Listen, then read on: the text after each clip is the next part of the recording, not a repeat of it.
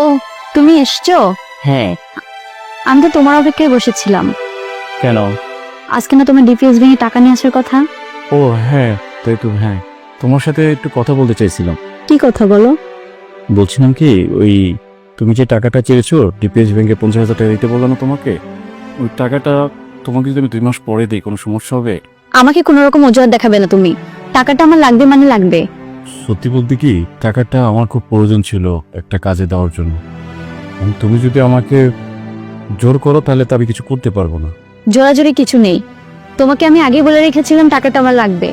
টাকাটা দাও। ঠিক আছে, তুমি যেহেতু এইভাবে বলছো আর কি করবো, আমার কাজটা পরে করতে হবে, আগে তোমার কাজটাই করো। দাও ব্যাগটা। আচ্ছা, টাকাটা কি নিয়ে যাচ্ছে? এই যে ওই টিপিএস ব্যাংকে 60,000 টাকা পাইছি, 10,000 টাকা আমি রাখছি আর এখানে 50,000 টাকা আছে। আচ্ছা ঠিক আছে, দাও ব্যাগটা দাও।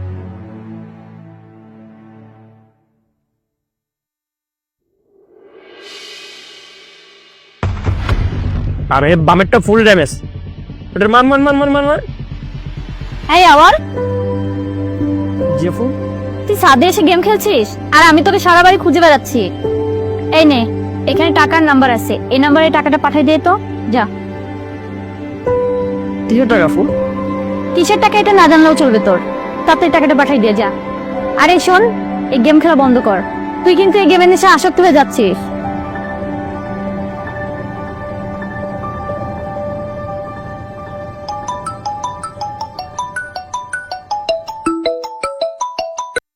হ্যাঁ মোস্তফা, ভাইয়া, ওই যে এই মাসে তো তোমার 50,000 টাকা পাঠানোর কথা ছিল না, ওই নাহারের শ্বশুর বাড়িতে গরু কিনা দেওয়ার জন্য? হ্যাঁ ভাইয়া, ওই টাকাটা তো পাঠাইতে পারি নাই। টাকাটা ওই 3 মাস পরে আমি পাঠাবো, একটু সমস্যা আছে তো, টাকাটা জন্য দিতে পারি নাই। আরে টাকা তো পাঠায় দিছে। টাকা পাঠাই দিছে মানে? কে পাঠাই দিছে ভাইয়া? নীলিমা টাকা পাঠায় দিছে, তুই জানোস না? না ভাই, আমাকে তো কিছু বলে নাই।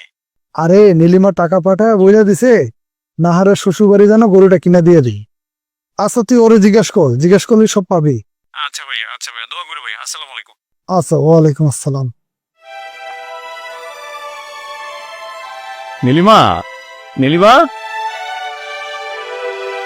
কি হয়েছে, ডাকছো কেন এভাবে? তুমি যে গতকালকে আমার থেকে টাকা নিয়ে গেলে, টাকাটা কি করেছো? কেন? টাকাটা আমি একটা জরুরি কাজে পাঠাইছি। মানে জরুরি কাজে পাঠাইছো ঠিক আছে, কিন্তু টাকাটা কি তুমি আমাদের বাড়িতে পাঠাইছো বড় ভাইয়ের কাছে? হ্যাঁ। ও আচ্ছা, কই তুমি তো এই ব্যাপারে আমার কিছু বললে না? নাহার আমাকে ফোন করে সবকিছু জানিয়েছে। আরো আমাকে এটাও বলেছে ওর বিয়ের সময় যৌতুক হিসেবে নাকি তোমরা গরু দিতে চেয়েছো। হ্যাঁ, দেওয়ার কথা ছিল। আর এই গরু না দেওয়ার কারণে ওর শ্বশুর শাশুড়ি ওর সাথে অনেক গ্যাঞ্জাম করতেছে। ও আমাকে কান্না করে করে সবকিছু খুলে বলেছে। আর ও তোমার বোন মানে তো আমারও বোন, ঠিক না? ও অশান্তিতে থাকবে সেটা আমি নিতে পারবো না। আর তাই আমি তোমার কাছ থেকে জোর করে টাকাগুলো নিয়ে ওর কাছে পাঠিয়ে দিয়েছি। সত্যি আমি তোমার ব্যবহারে অনেক খুশি হয়েছি। মানে আমার ফ্যামিলির সকলকে নিয়ে তুমি এতটা ভাবছো, আমি খুব খুশি হয়েছি। বর্তমান সমাজে তো বৌজিরা এরকম চিন্তা করে না, তুমি দেখছি উল্টো। তোমার মতন বউ পাওয়া এটা একটা ভাগ্যের ব্যাপার। আরে হয়েছে, আর এত প্রশংসা করতে হবে না। যাও তুমি ফ্রেশ হয়ে নাও, আমি তোমার খাওয়া দিচ্ছি, যাও।